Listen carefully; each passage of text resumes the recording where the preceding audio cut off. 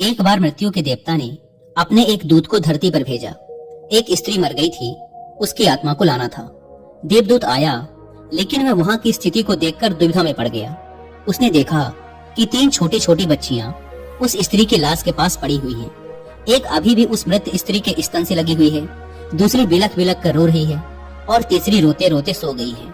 उसके आंसू उसकी आंखों के पास ही सूख गए हैं। 3 छोटी जुड़वा बच्चियां, माँ मर चुकी है, परिवार में और कोई है नहीं, पिता पहले ही मर चुका है। इनका क्या होगा, कौन इन्हें संभालेगा? यह सोचकर देवदूत को बहुत दुख हुआ। इसीलिए वह खाली हाथ ही वापस लौट गया और अपने प्रधान से जाकर बोला, मैं उस स्त्री की आत्मा को न ला सका, मुझे क्षमा करें, लेकिन आपको स्थिति का ज्ञान नहीं है।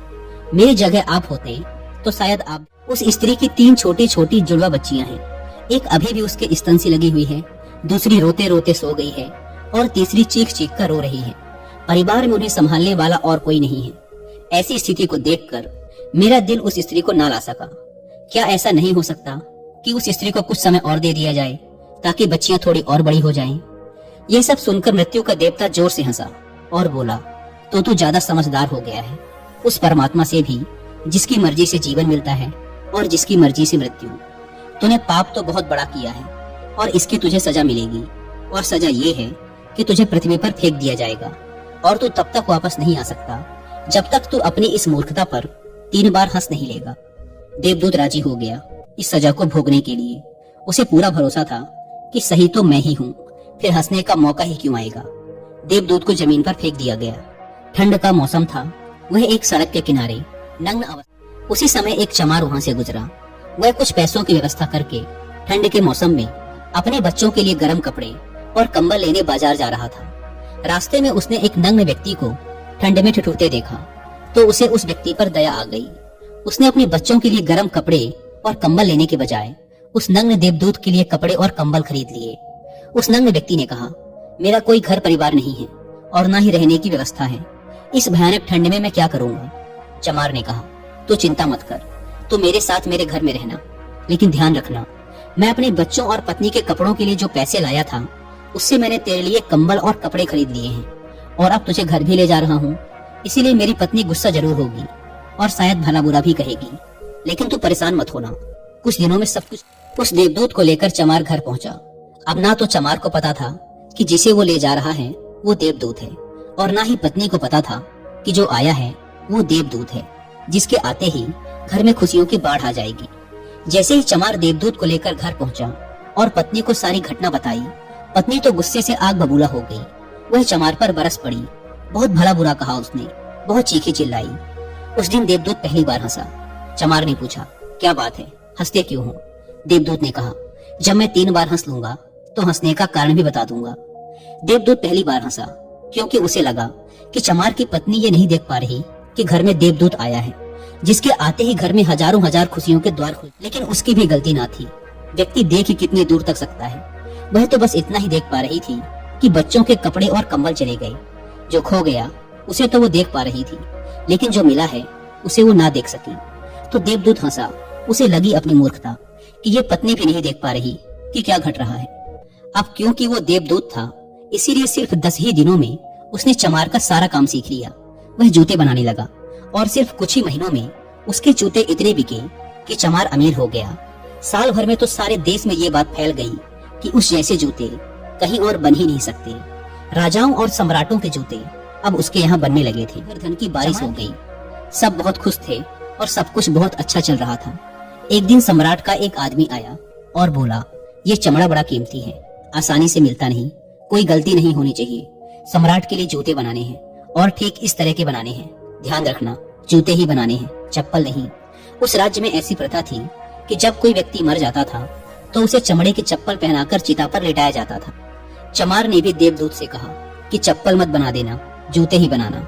सम्राट का स्पष्ट आदेश है, और ध्यान रखना, चमड़ा सिर्फ इतना ही है, कोई गलती मत करना, वरना बड़ी मुसीबत में फंस सकते हैं। इतना कहने के बाद भी देवदूत ने उस चमड़े से चप्पल ही बनाई। जब चमार ने देखा कि देवदूत ने जूते की जगह चप्पल बनाई है तो वह आग बबूला हो गया। वह गुस्से में इतना पागल हो गया कि डंडा लेकर देवदूत को मारने दौड़ा। उसने कहा, तुझे बार बार समझाया था कि जूते ही बनाना, लेकिन तूने चप्पल बना दी। अब सम्राट हमें छोड़ेगा नहीं, तू तो मरेगा ही। लेकिन साथ ही मुझे और मेरे परिवार को भी फांसी लगवाएगा। इतना सुनते ही देवदूत खिलखिलाकर हंस पड़ा। उसी समय पीछे से दौड़ता हाँफता सम्राट का आदमी आया और बोला, जूते मत बनाना, चप्पल ही बनाना, क्योंकि सम्राट की मौत हो गई है। इतना सुनते ही चमार के हाथ से डंडा छूटकर नीचे गिर पड़ा। उसने देवदूत के पैर पकड़ लिए और कहा, मुझे माफ कर दो, मैंने तुझे मारा, मुझसे बहुत बड़ी भूल हो गई। देवदूत ने कहा, कोई बात नहीं, मैं अपनी सजा भुगत रहा हूँ। चमार ने कहा, कौन सी सजा, और तुम हंस क्यों रहे हो?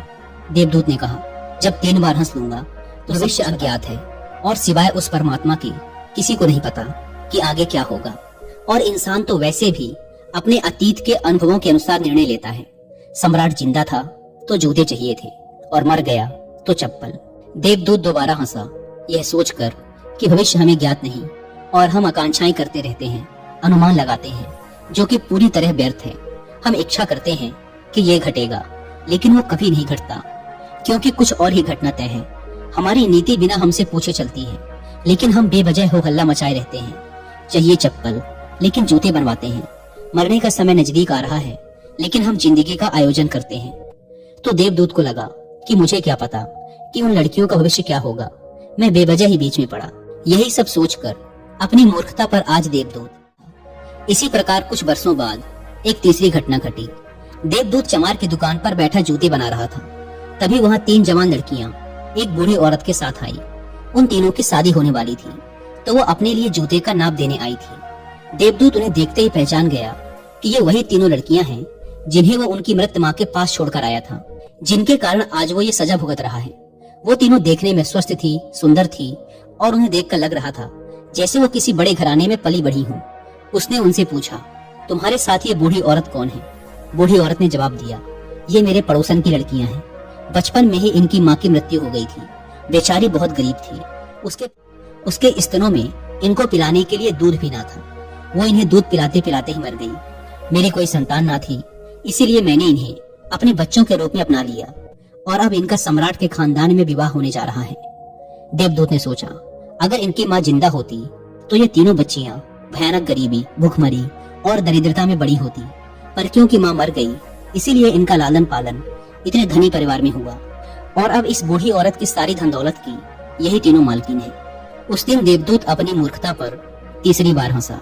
उसने उन तीनों लड़कियों के लिए अब तक के सबसे शानदार जूते बनाए और चमार से आकर सारी बात कह सुनाई कि ये 3 कारण थे मेरे हंसने के। मेरी गलती थी जिसकी मुझे सजा मिली। अब मैं समझ गया हूँ कि नियति सबसे बड़ी है और हम सिर्फ उतना ही देख पाते हैं जितना हम देख, और जो हम नहीं देख सकते वो बहुत बड़ा और विशाल है, और जो हम देख सकते हैं उससे हम उस बात का सटीक अंदाजा नहीं लगा सकते जो घटित होने वाला है। मैं अपनी मूर्खता पर 3 बार हंस चुका हूँ। मेरा दंड पूरा हुआ, इसलिए अब मैं चलता हूँ। और देवदूत वहां से चला गया। दोस्तों, इस कहानी से सीखने वाली बात यह है कि आज घटी घटनाओं को देखकर हम इस बात का अनुमान नहीं लगा सकते कि यह घटना हमारे लिए अच्छी है या बुरी। इसका उत्तर तो भविष्य की गर्त में ही छुपा है। इसीलिए हर घटना पर अच्छी या बुरी की प्रतिक्रिया देना व्यर्थ है। हमें बस जो हो रहा है उसका साक्षी बनने का प्रयास करना चाहिए। गौतम बुद्ध भी अपने उपदेशों में यही कहते हैं कि ना तो अतीत के लिए पश्चाताप करो और ना ही भविष्य की चिंता। बस आज में जियो, इस पल में जियो और इसी के साथ एक हो जाओ। बस यही एकमात्र तरीका है खुद को उन सभी चिंताओं से मुक्त रखने का जिनका परिणाम तुम्हारे बस में है ही।